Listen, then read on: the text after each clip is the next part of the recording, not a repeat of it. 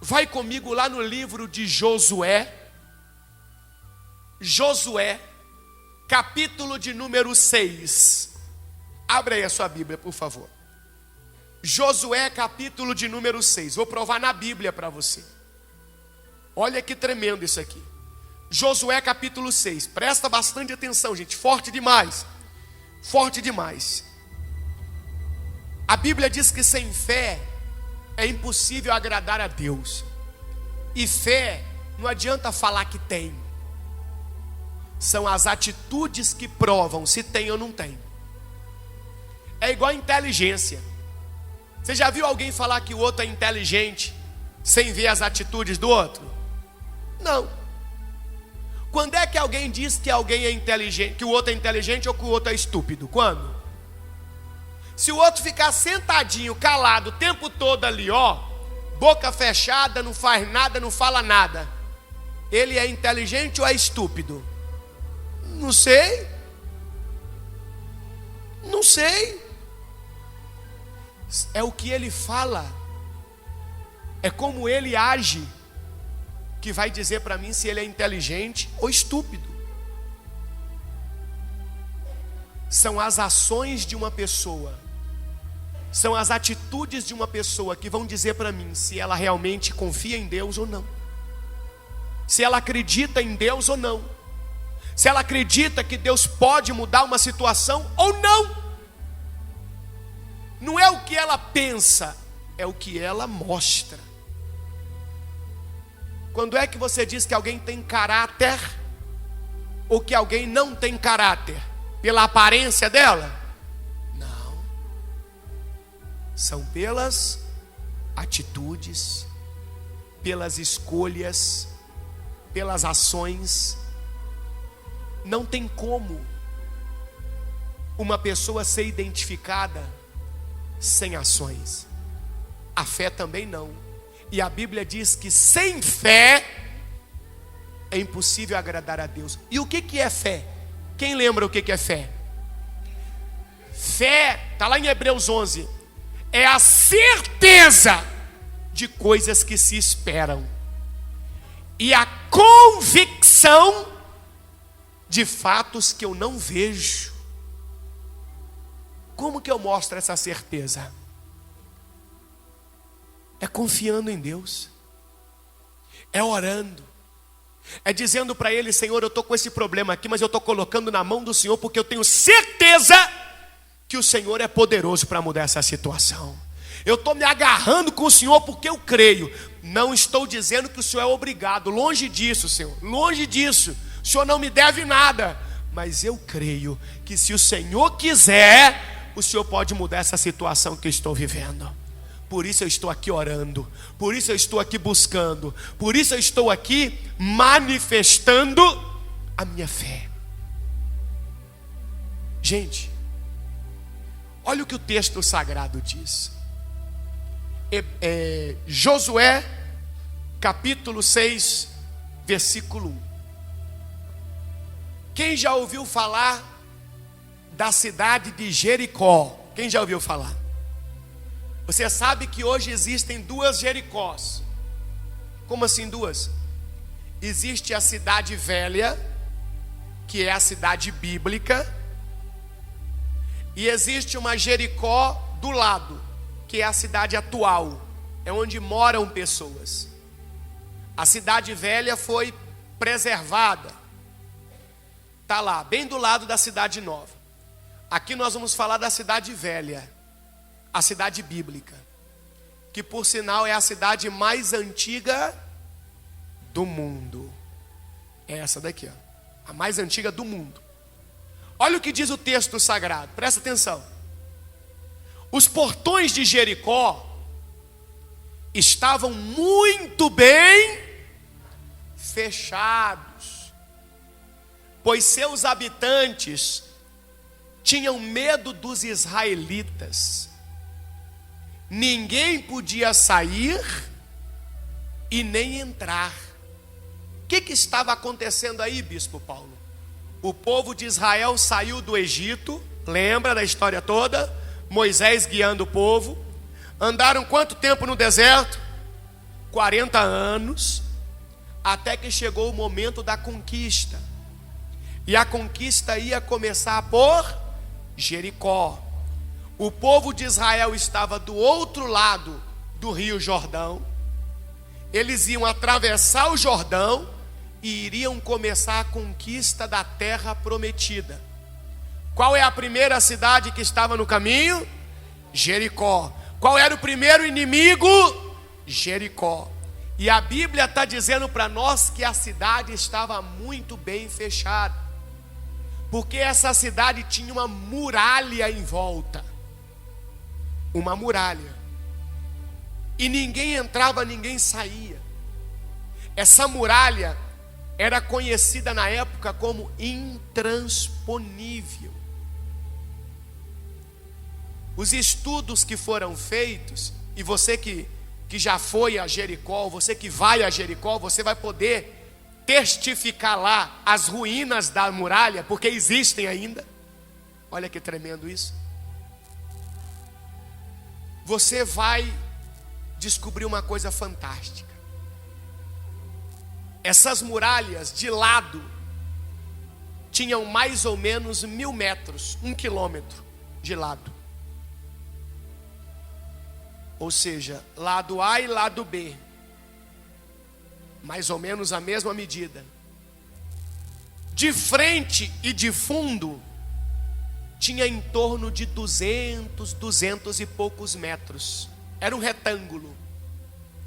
1 quilômetro de profundidade, uns 200 metros mais ou menos de fundo, mais 1 quilômetro aqui de lado, mais ou menos uns 200 e poucos metros de frente. A largura era em torno de 3 a 4 metros de largura, pedra pura. As muralhas. E a Bíblia está dizendo que estava totalmente fechada. Olha o que aconteceu no versículo 2, presta atenção, hein? Olha o que significa a manifestação do poder de Deus e a necessidade do ato de fé. Olha o que diz: mas o Senhor disse a Josué. O que o Senhor disse a Josué? Eu lhe entreguei Jericó, seu rei e todos os seus fortes guerreiros. Existe uma promessa aqui? Existe ou não existe? Deus disse que já estava dando a vitória, certo? Promessa de vitória. Eu lhe entreguei Jericó, seu rei e seus guerreiros. Você e seus homens de guerra marcharão ao redor da cidade uma vez por dia durante 6 dias. Tinha gente que lia essa mensagem e ficava assim, mas não tem lógica. Como é que uma pessoa ia dar uma volta numa cidade inteira durante um dia? Uma cidade é muito grande. Agora você já sabe, mais ou menos a cidade tinha em torno de 2,5 quilômetros. Então é possível, ou não? 2,5 quilômetros. Às vezes a pessoa ficava, meu Deus, se eu fosse dar uma volta na Taguatinga inteira, meu Deus, eu ia sair daqui 6 da manhã, subir esse pistão inteiro, passar lá em cima no pistão norte, fechar lá pela estrutural, ia ter que ir lá no setor de oficina, lá embaixo, virar, passar pela QNL todinha, e fechar por baixo. Eu vou gastar um dia inteiro. Não, irmão, eram em torno de 2,5 quilômetros. 2,5 quilômetros, mas vamos guardar isso aqui. Vamos guardar isso aqui, ó. Por que eu quero que vocês guardem o tamanho? Porque ele está dizendo, Deus disse para Josué, presta atenção, você e os seus homens de guerra vão marchar ao redor da cidade uma vez por dia durante 6 dias. Então todos os 6 dias uma volta. Agora olha o versículo 4. 7 sacerdotes irão à frente da arca, e cada um levará uma trombeta de chifre de carneiro. No 7º dia, marchem ao redor da cidade 7 vezes, enquanto os sacerdotes tocam as trombetas. Agora eu vejo que é possível dar 7 voltas nas muralhas em um dia só. Porque se tinha em torno de 2,5 km de muralhas, então nós estamos falando mais ou menos de 17,5 km, é isso? 2 km vezes 7, 14. 0,5 vezes 7, 3,5. Em torno de 17,5 km no último dia. Para comigo. Vou te fazer uma pergunta. Deus, Criador dos céus e da terra, o Todo-Poderoso, não podia simplesmente fazer as muralhas caírem?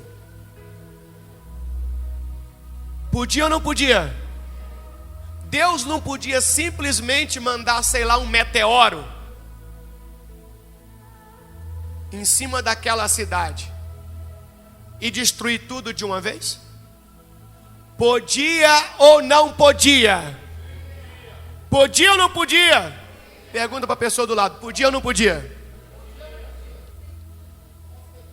A pessoa diz que sim. Deus podia? Então pergunte para ela: então por que Deus não fez?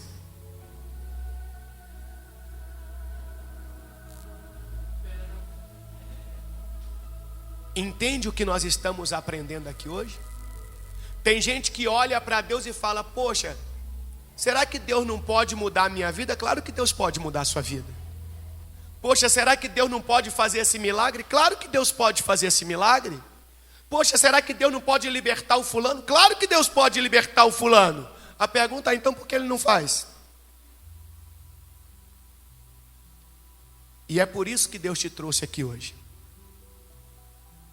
para você aprender, entender, guardar no seu coração que o poder de Deus só se manifesta quando existe um ato de fé da sua parte, de confiança, não de boca para fora, mas atitude.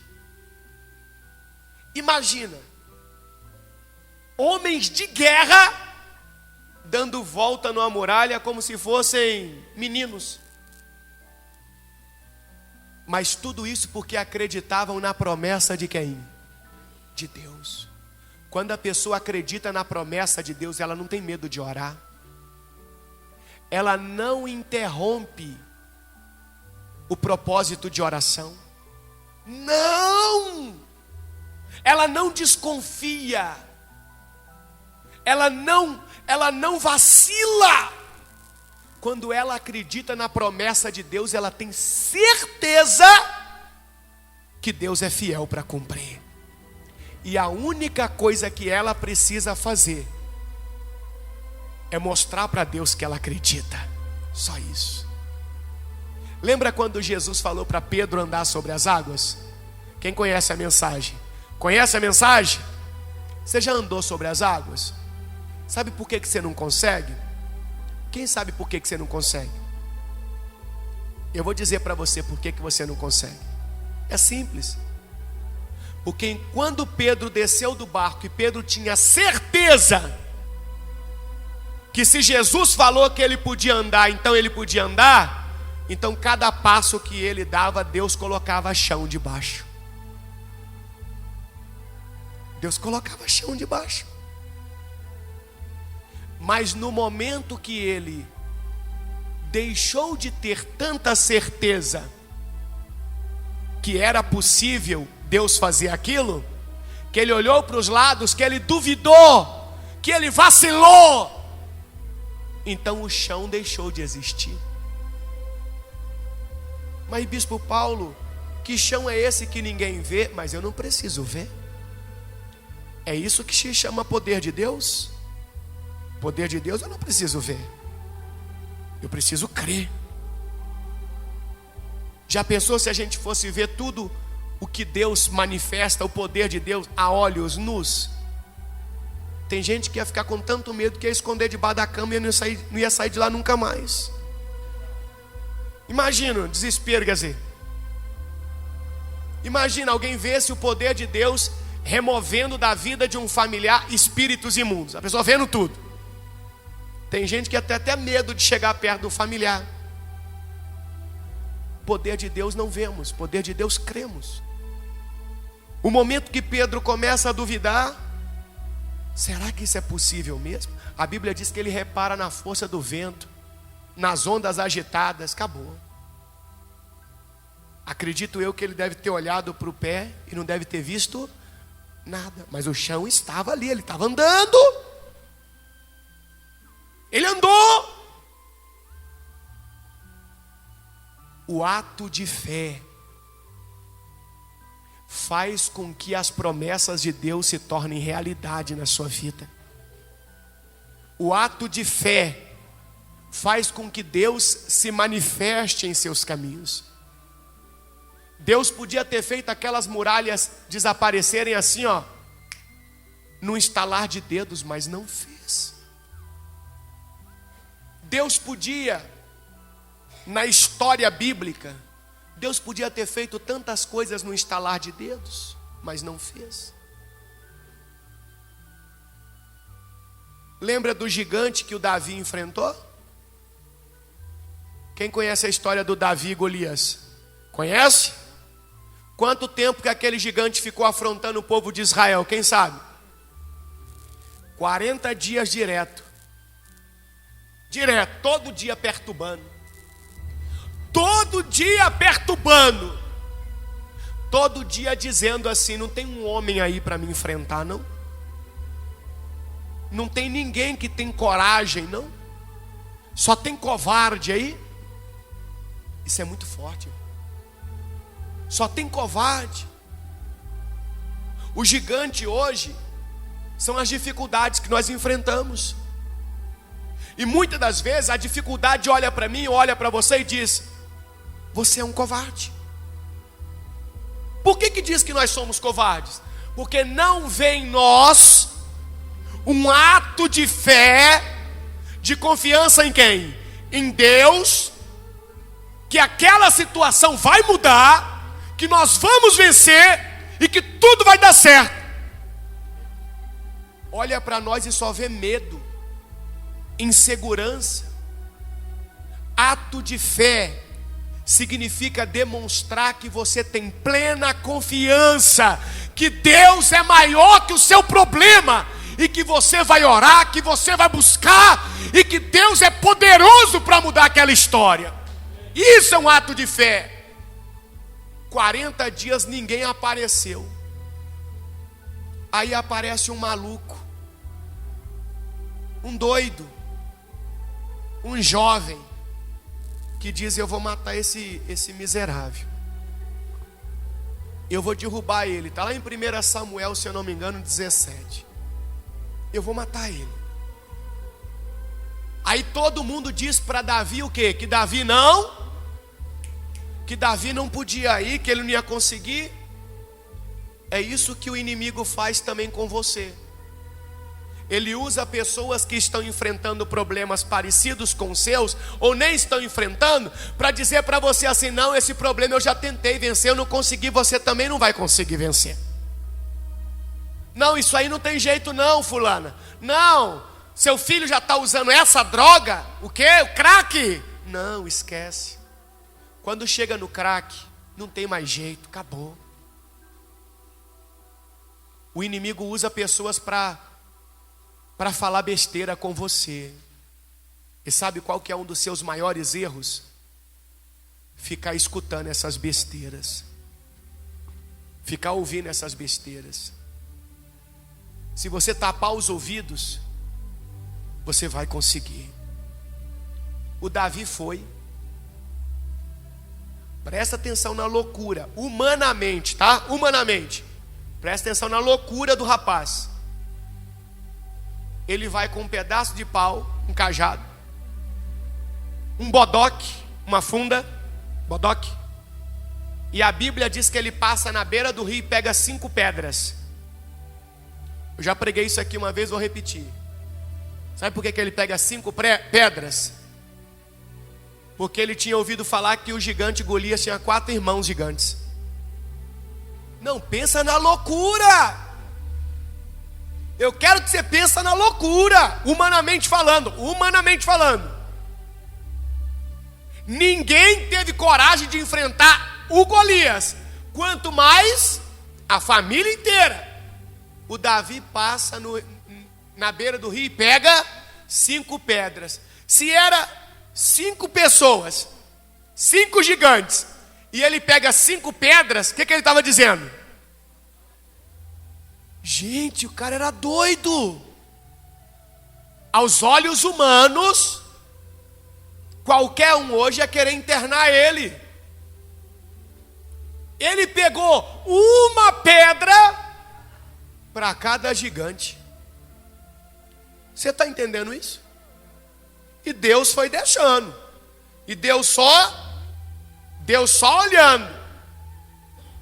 Ele chegou no campo de batalha. Quando ele chegou no campo de batalha, o gigante falou um monte de besteira para ele, e ele falou assim: hoje, o Senhor dos exércitos de Israel, o Deus a quem você tem afrontado, vai entregar você nas minhas mãos e eu vou cortar a sua cabeça. Hoje. Quando Deus olha para aquilo dali e fala: o moleque é doido mesmo, tem muita o quê? Muita confiança em mim. Porque o que Davi disse? O Senhor dos exércitos de Israel vai te entregar nas minhas mãos e eu vou cortar a sua cabeça. Toda a confiança de Davi estava em quem?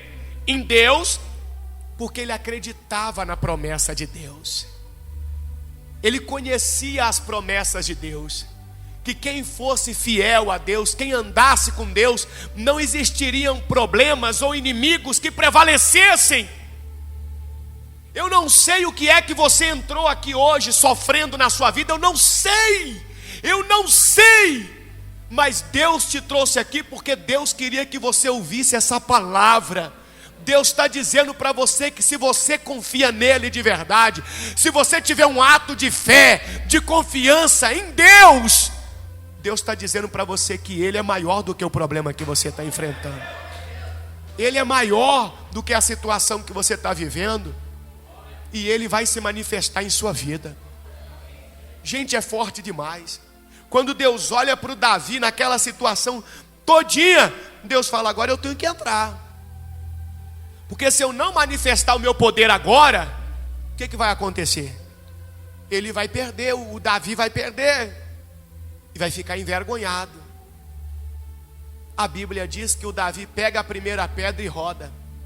Eu sei lá para onde que aquela pedra ia. Num campo aberto, você... Olha lá, o seu Milton está ali, ó, a 20 metros de distância de mim, ou menos. Eu não consigo acertar uma pedra nele daqui. Então eu sei lá que direção que aquela pedra ia. Eu sei que na hora que ele roda, o próprio Deus direciona aquela pedra, coloca força naquela pedra, e a Bíblia diz que a pedra vai acertar bem na testa do gigante, entre o capacete. Tem que ter direção ou não tem? Era quem? Era Deus. Só que aí acontece uma coisa fantástica. Quem acredita em Deus aqui? Pergunta para a pessoa do lado: você acredita mesmo? Não, mas pergunta sério. Olha para ela e fala: você acredita mesmo? Você tem certeza? Pergunta se ela tem certeza.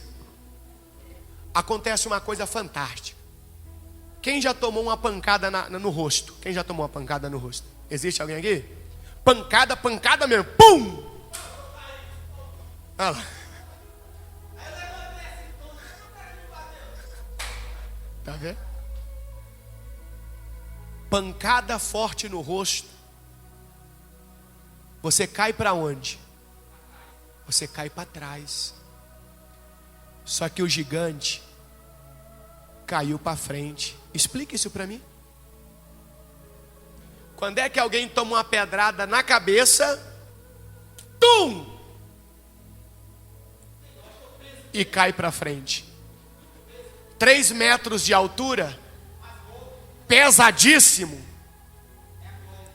Humanamente falando, era o quê? Impossível. Sabe por que ele caiu para frente? Porque quem derrubou ele foi Deus. Então ele tinha que cair com o rosto no chão, diante da grandeza do Todo-Poderoso. Olha que forte, que maravilha isso. Ele cai para frente, ele cai com o rosto no chão, porque quem estava diante dele ali não era o menino nem sabia, o menino não estava entendendo nada. O Deus Todo-Poderoso estava ali, ele cai com o rosto no chão. Está ali, olha lá. 1 Samuel 17:49, olha a penúltima linha lá. Lê para mim a penúltima linha. E Golias caiu com o quê? Com o rosto em terra. Eu nunca vi isso. Humanamente falando, eu nunca vi isso. Alguém que recebe a pancada na testa e cai para frente. Para cair para frente tem que ser a pancada aonde? Na nuca. Concorda comigo?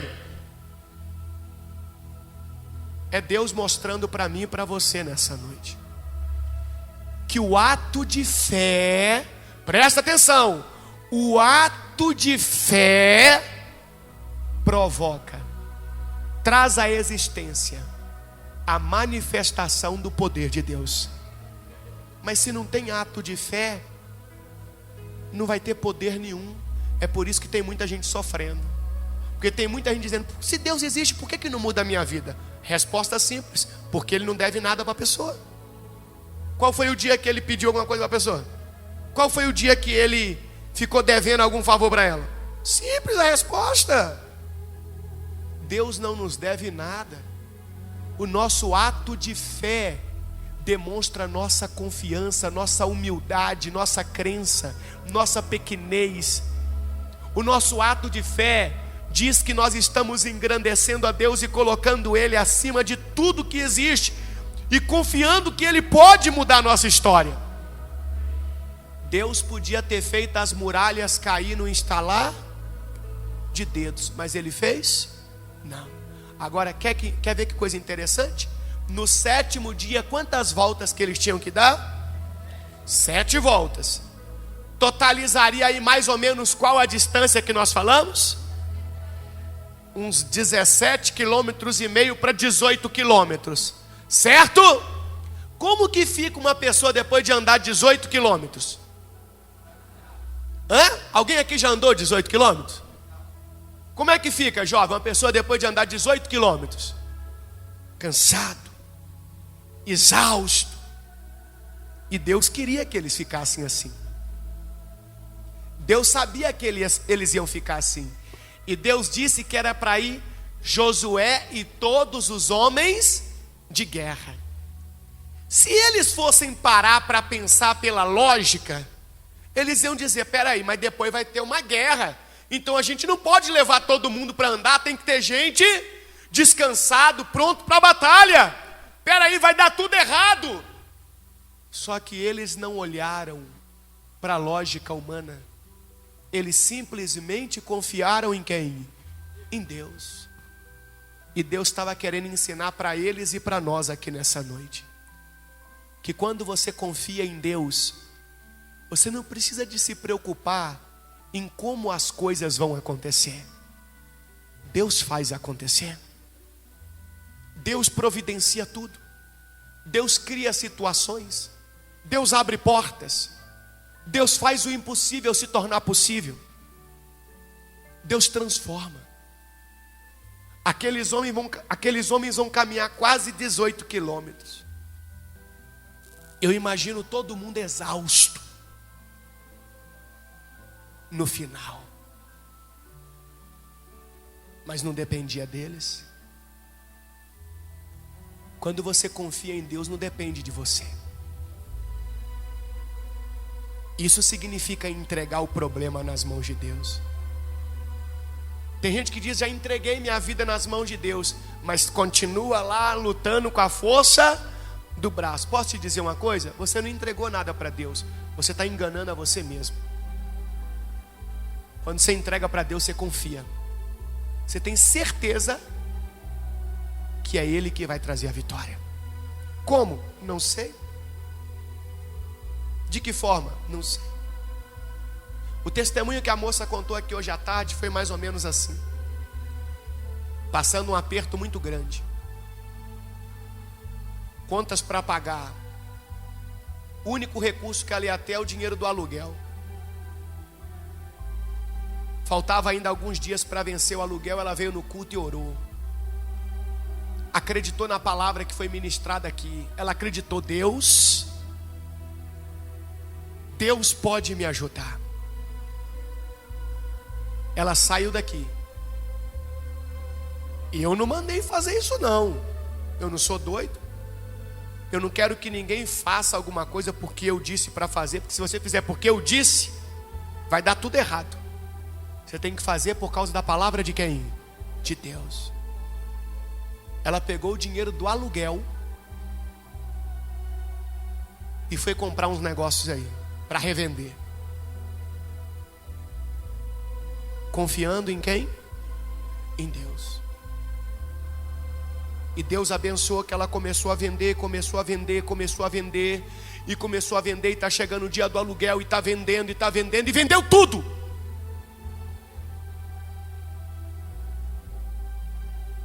Pagou o aluguel, teve lucro, pagou as outras contas dela que estavam pendentes, as coisas que ela estava se angustiando porque não tinha recursos, e testemunhou aqui hoje dizendo: e eu já tenho vários pedidos para esse mês de novembro agora. Então olha o que Deus faz. Não me pergunte como. Talvez se ela não tivesse vindo, não tivesse ouvido a palavra, não tivesse entendido que Deus era com ela, ela teria simplesmente pego aquele dinheiro do aluguel, pago o aluguel, as outras contas tinham ficado pendentes, e uma hora dessa estava lá desesperada, porque ia tirar recurso para pagar as contas pendentes aonde? E lembrando que vai começar mais um mês e outras contas vão vencer. Aprender a confiar em Deus é assim. Isso vale para a vida financeira, mas isso vale para a saúde, isso vale para a família, isso vale para a vida sentimental, isso vale para todas as áreas. Depender de Deus é isso, é orar, confiar e perseverar. Deus é comigo, eu estou vivendo a fé. Olha o que aconteceu. Vai comigo no versículo de número 16. Vou adiantar um pouquinho, você lê em casa o texto todo. Na 7ª vez, ou seja, no 7º dia, na última das 7 voltas do dia, enquanto os sacerdotes faziam soar um toque longo das trombetas, Josué ordenou ao povo: gritem! O Senhor lhes entregou o quê? A cidade. Jericó e tudo que há dentro dela serão completamente destruídos como oferta ao Senhor. Somente a prostituta Raabe e os outros que estiverem em sua casa serão poupados, pois ela protegeu nossos espiões. Não levem coisa alguma daquilo que foi separado para destruição, ou vocês mesmos serão completamente destruídos e trarão desgraça ao acampamento de Israel. Toda a prata, todo o ouro e todos os objetos de bronze e de ferro serão separados para o Senhor e deverão ser levados para o seu tesouro. Agora olha o 20, meu Deus, olha o 20, olha o 20. Quando o povo ouviu o som das trombetas, quem que tocou as trombetas? Quem tocou? Quem que tocou? Os sacerdotes. Para você que não acredita que é necessário estar aqui orando junto com o pastor, unindo a fé com os irmãos, Por que Deus mandou? Por que Deus falou para Josué que o sacerdote tinha que estar junto? Porque os sacerdotes têm autoridade no mundo espiritual. A autoridade do sacerdote não é no mundo físico, é no mundo espiritual. E as batalhas do mundo espiritual precisam ser vencidas de forma espiritual. Por isso que os sacerdotes tinham que estar lá. Então, quando o povo ouviu o som das trombetas, gritou com toda a força. De repente, o muro de Jericó veio abaixo. Diga glória a Deus. O povo atacou a cidade, cada um do ponto onde estava, e a tomou. Diga glória a Deus. O muro caiu ou não caiu? Caiu ou não caiu? Caiu, mas só depois do ato de fé. Antes do ato de fé não caiu não. Só caiu depois do ato de fé. Só caiu depois da atitude de confiança daquele povo em Deus. Em Deus. Aí caiu. Não foi na força do braço. Deus podia ter feito cair num estalar de dedos. Tem gente que acha que as coisas é no estalar de dedos. Lembra de Moisés quando saiu do Egito com o povo? Qual foi a primeira grande dificuldade que Moisés enfrentou? Quem sabe? Atravessar o mar. E sabe qual é o problema de muita gente? Muita gente acha que o mar se abriu no estalar de dedos. Mentira. Falta de leitura bíblica. Vai comigo lá em Êxodo. Volta um pouquinho aí. Volta comigo aí. Êxodo capítulo de número 14. Versículo 19. Vou mostrar na Bíblia para você. Gente, as mentiras que contam para você a respeito de mudança de vida, baseadas no poder de Deus, estão te atrasando a vida. Deus pode fazer? Pode. Mas só acontece depois do ato de fé. Olha o que diz. Aqui o povo estava indo do Egito embora. Chegou diante do mar. Olha o que diz. Então o anjo de Deus que ia diante do acampamento de Israel se posicionou atrás do povo. A coluna de nuvem também mudou de lugar e foi para a retaguarda. Lembra que tinha o poder de Deus ia na frente, lembra? A nuvem, coluna de fogo, aí foi para trás. Por que foi para trás? Porque os inimigos estavam vindo. Na frente não tinha como ir mesmo. Na frente tinha o quê? O mar. Aí foi para trás aqui, para não deixar os inimigos se aproximar muito. Olha lá. E ficou entre o acampamento egípcio e o acampamento de Israel. A nuvem escura trouxe trevas para os egípcios, mas luz para os israelitas. Agora presta atenção. Com isso, os dois grupos não se aproximaram durante toda a noite. Presta atenção nesse pedacinho. Tem gente que fala, é claro, bispo Paulo, é porque de noite não dava para o povo seguir. De noite estava escuro. Não. O que está escrito aqui? Que a nuvem era escura e trazia trevas para quem? Para os egípcios. Mas para os israelitas trazia o quê? Luz. Para o povo de Israel é como se fosse de dia. O fato de citar aqui, que eles não se aproximaram durante toda a noite, vai ser explicado para nós agora no 21. Olha só. Então Moisés estendeu a mão sobre o mar, e com um forte vento leste, o Senhor abriu o caminho no meio das águas. O vento soprou quando? O vento soprou quando? A noite toda. Quer quer dizer que Moisés ficou aos 83 anos de idade, com as mãos e o cajado estendido para o mar a noite toda, dizendo que o mar ia o quê? Se abrir. Imagina pessoas atrás dele falando: o velho ficou doida lá, tá maluco? Ah lá, na frente do mar, falando que o mar vai o quê? Se abrir. Vai formar um caminho ali. E ele pouco se importava com o que os outros pensavam. Ele tinha uma certeza: o Deus que eu creio é maior do que esse mar. Foi Ele que fez esse mar. Ele é poderoso para abrir um caminho no meio desse mar, para que o povo de Israel passe a pés enxutos. Ele não se importava com os outros. Quando a pessoa confia em Deus de verdade, ela não se importa com os outros. Ela vive um ato de fé. Ela tem a certeza: minha vida vai mudar, porque Deus é poderoso para mudar. E eu vou mostrar para Deus que eu creio, orando, buscando, profetizando, confiando, declarando vitórias.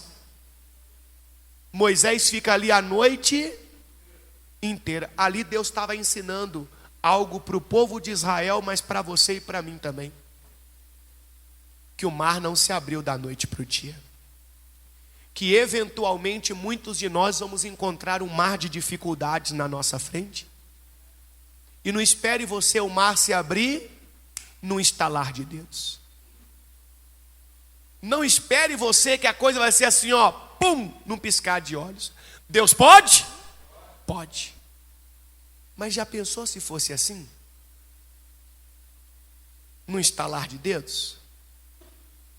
Quantos será que verdadeiramente serviriam a Deus? É a nossa constância de fé que nos ensinam a depender de Deus. O vento soprou a noite toda, transformando o fundo do mar em quê?